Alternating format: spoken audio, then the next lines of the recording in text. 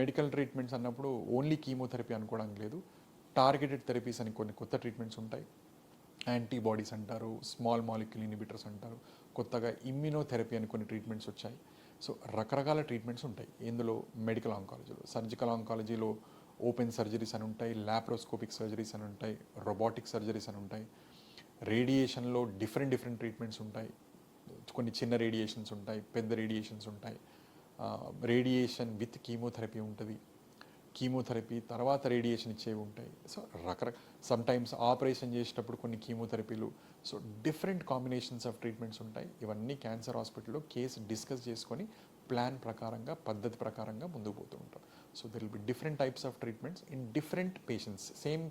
Same cancer ఉన్న different పేషెంట్స్కు different treatments different డిపార్ట్మెంట్స్లో ట్రీట్మెంట్స్ చేసుకోవాల్సి వస్తుంది.